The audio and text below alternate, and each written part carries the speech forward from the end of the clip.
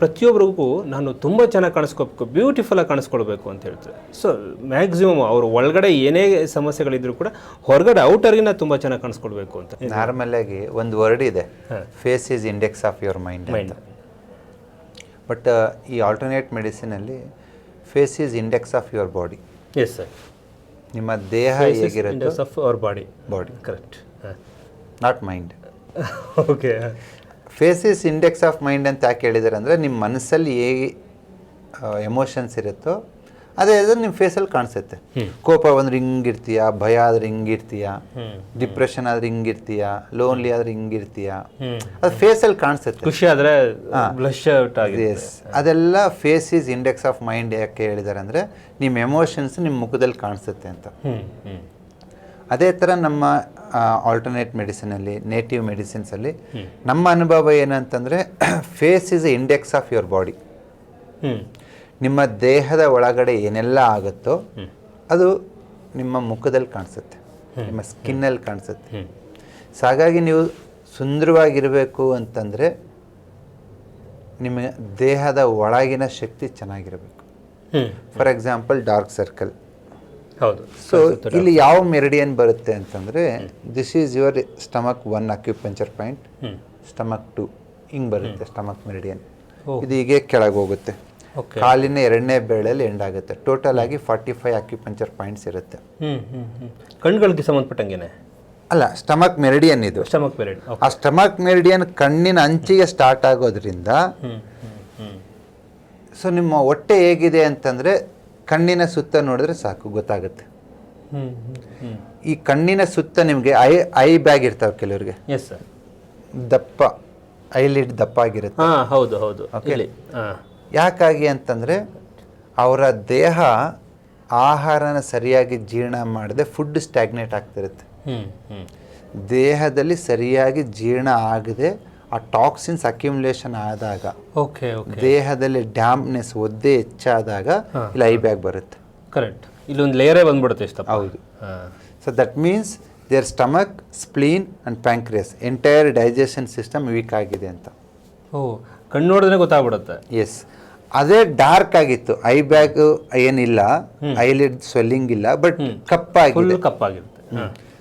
So traditional energy ಮೆಡಿಸಿನಲ್ಲಿ ಯಾವಾಗ ನಮ್ಮ ದೇಹ ಸ್ಕಿನ್ನು ಕಪ್ಪಾಗುತ್ತೆ ಅಂದರೆ, ಅಲ್ಲಿ ರಕ್ತದ ಸಂಚಾರ ಕಡಿಮೆ ಇದೆ. ರಕ್ತ ಸಂಚಾರ ಯಾವಾಗ ಕಡಿಮೆ ಆಗುತ್ತೆ ಅಂದರೆ, ಅಲ್ಲಿ ಅಗ್ನಿ ಕಡಿಮೆ ಆದಾಗ. ಸೊ ಸ್ಟಮಕ್ಕಲ್ಲಿ ಜಠರಾಗ್ನಿ ಮಂದ ಆದರೆ, ನಿಮ್ಮ ಜೀರ್ಣಶಕ್ತಿ ಕುಂದಿದ್ರೆ, ಕಡಿಮೆ ಆದರೆ ಅದು ಇಲ್ಲಿ ಬರುತ್ತೆ. ಓಕೆ. ಸೊ ಡಾರ್ಕ್ ಸರ್ಕಲ್ ಯಾಕಾಗಿ ಆಗುತ್ತಂದರೆ, ಇದು ನಿಮ್ಮ ಜೀರ್ಣಶಕ್ತಿಯ ತೊಂದರೆ. ನಿಮ್ಮ ಜೀರ್ಣಶಕ್ತಿ ಕಡಿಮೆ ಆಗ್ತಾ ಇದೆ. ಆ ಸ್ಟಮಕ್ ಕೋಲ್ಡ್ನೆಸ್ ನೆಕ್ಸ್ಟ್ ಎಲ್ಲಿಗೆ ಹೋಗುತ್ತೆ ಅಂತಂದರೆ, ನಮ್ಮ ದೇಹದಲ್ಲಿ ಹೊಟ್ಟೆನಲ್ಲಿ ಏನೇ ಅದು ಚೆನ್ನಾಗಿದ್ರು ಚೆನ್ನಾಗಿಲ್ಲ ಅಂದ್ರೂ it has to go to kidney. Okay, ಕಿಡ್ನಿಗೆ ಹೋಗಲೇಬೇಕದು. ಎಸ್ ಸರ್, ಅಲ್ವಾ? ಸೊ ಹಾಗಾಗಿ ಸ್ಟಮಕ್ ಕೋಲ್ಡ್ ಆದರೆ ಕಿಡ್ನಿನೂ ಕೋಲ್ಡ್ ಆಗುತ್ತೆ. ಸೊ ಹಾಗಾಗಿ ಅವರಿಗೆ ಸೊಂಟ ನೋವು ಬರ್ಬೋದು, ಸಮ್ ಗೈನಿಕ್ ಇಶ್ಯೂಸ್ ಆಗ್ಬೋದು, ಸಮ್ ಯೂರಿನರಿ ರಿಲೇಟೆಡ್ ಇಶ್ಯೂಸ್ ಆಗ್ಬೋದು. ಒಂದು ಕಿಡ್ನಿನ ಹಾಳು ಮಾಡಿಕೊಂಡ್ರೆ ಇಷ್ಟೆಲ್ಲ ಸಮಸ್ಯೆಗಳಾಗುತ್ತೆ. ಅಂದರೆ ಕಿಡ್ನಿ ಸುಮ್ಮನೆ ಹಾಳಾಗಲ್ಲ. Kidney is very deepest organ. Kidney ಹಾಳಾಗುತ್ತೆ ಅಂದರೆ ಅದಕ್ಕಿಂತ ಎಷ್ಟೋ ವರ್ಷಗಳ ಮುಂಚೆ ಸ್ಟಮಕ್ ಹಾಳಾಗಿರುತ್ತೆ. ಅವೆರಡದು ಆರೋಗ್ಯ ಎಲ್ಲಿ ಗೊತ್ತಾಗುತ್ತೆ ಅಂದರೆ ಇಲ್ಲಿ ಗೊತ್ತಾಗುತ್ತೆ. ನೀವು ದಿನ ಬೆಳಿಗ್ಗೆ ನಿಮ್ಗೇನಾದ್ರು ಡಾರ್ಕ್ ಸರ್ಕಲ್ ಇದೆ, ಐಲಿಡ್ ಸ್ವೆಲ್ಲಿಂಗ್ ಇದೆ, ಐ ಬ್ಯಾಗ್ಸ್ ಆಗ್ತಿದೆ ಅಂದರೆ, ಬೆಳಿಗ್ಗೆ ಒಂದು ಸತಿನ ಸಂಜೆ ಒಂದು ಸರಿನ ಒಂದು 10 ಟೈಮ್ಸ್ ಈ ಥರ ಮಸಾಜ್ ಮಾಡಿ.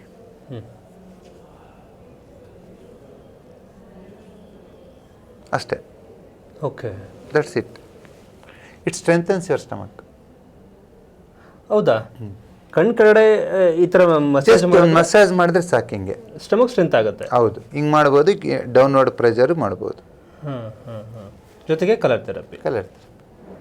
ಇಷ್ಟೇ ಸಾಕು. ವಿತಿನ್ 1 ವೀಕಲ್ಲಿ you can see the magic. ನಿಮ್ಮ ಮಗು ಊಟ ಮಾಡ್ತಾ ಕಳ್ತಾ ಇದೆ, ಚೂರೇ ತಿಂತಾ ಇದೆ, ಸುಮ್ಮನೆ ಈ ಮಸಾಜ್ ಮಾಡಿ, ಈ ಮಸಾಜ್ ಮಾಡಿ ಮಗುಗೆ ಹಿಂಗೆ ಕಡ್ದ್ಬಿಟ್ಟು ಹಿಂಗೆ ಹಿಂಗಂದು 10 ಸತಿ ಒಂದು 3 ಸತಿ ಹಿಂಗನ್ನಿ, 3-4-5 ಸತಿ ಹಿಂಗನ್ನಿ, ಮುಗೀತು. ಒಂದು ವಾರದ ಒಳಗಡೆನೆ ಜೀರ್ಣಶಕ್ತಿ ಇಂಪ್ರೂವ್ ಆಗಿ ಡಾರ್ಕ್ ಸರ್ಕಲ್ಸ್ ಏನೇನಿದ್ರೆ ಕಡಿಮೆ ಆಗುತ್ತೆ. ಓಕೆ, ಮಕ್ಳಿಗೂ ಸೇಮೇ. ಸೇಮ್. ಓಕೆ, ಅವ್ರಿಗೆ ಜೀರ್ಣಶಕ್ತಿ ಹೆಚ್ಚಾಗಿ ಮಕ್ಕಳು ಊಟ ಮಾಡೋಕೆ ಶುರು ಮಾಡುತ್ತವೆ. ಹೌದು. ಸೊ ಅದೇ ಒಳ್ಳೆ ಊಟ ಕೊಡಿಯಪ್ಪ ತಂದೆ ತಾಯಿಗೆ, ಅದೇ ಹೇಳಿದ್ದು. ಬಿಳಿ ಅನ್ನ ಕೊಡಬೇಡಿ, ಅದ್ರ ಬದಲಾಗಿ ಆರ್ಗ್ಯಾನಿಕ್ ರೈಸ್, ಗೋಧಿ, ಅಕ್ಕಿ ಏನಾದ್ರು ತಿನ್ನಲಿ. ಓಕೆ, ನಮ್ಮ ಬಸವ ಅಕಾಡೆಮಿಲೂ ಕೂಡ ಗೋಧಿ ಮತ್ತು ಅಕ್ಕಿ ಸಿಗ್ತಾ ಇದೆ. ಸೊ ತುಂಬ ಅದು ಕೂಡ ಎಂಕ್ವೈರಿಗಳಿದೆ, ಹೆಂಗೆ ಥರ ತಗೋಬೇಕು ಅಂತ ಕೆಲವರು ಹೇಳ್ತಾರೆ. ಇಲ್ಲ, ಬಸವ ಅಕಾಡೆಮಿ .ಶಾಪು ಮತ್ತು ಬಸವ ಅಕಾಡೆಮಿ ಆ್ಯಪ್ ಇದೆ, ಪ್ಲೇ ಸ್ಟೋರಿಗೆ ಹೋದ್ರೆ ಅಲ್ಲೇ ಬುಕ್ ಮಾಡ್ಕೋಬೋದು. ಅಲ್ಲೇ ಬುಕ್ ಮಾಡ್ಬೋದು. ವಿತಿನ್ 1 ವೀಕ್ ಅಲ್ಲಿಗೆ ತಂದು ಕೊಡ್ತಾರೆ. Okay, fine sir. ಅದು ಕೂಡ ನೋಡೋಕೆ ಗೊತ್ತಾಗಲಿಲ್ಲ ಅಂದರೆ ಈ ನಂಬರ್ ಕಾಲ್ ಮಾಡಿದ್ರು ಕೂಡ ಸೊ ನಾವು ಗೈಡ್ ಮಾಡ್ತೀವಿ, ನಂಬರ್ಗಳು ಕಳಿಸ್ಕೊಡ್ತೀನಿ. ಸೊ ಬಸವ ಅಕಾಡೆಮಿದು, ಸೊ ಹಾಗಾಗಿ ಅದನ್ನು ತೆಗೆದುಕೊಳ್ಳಿ.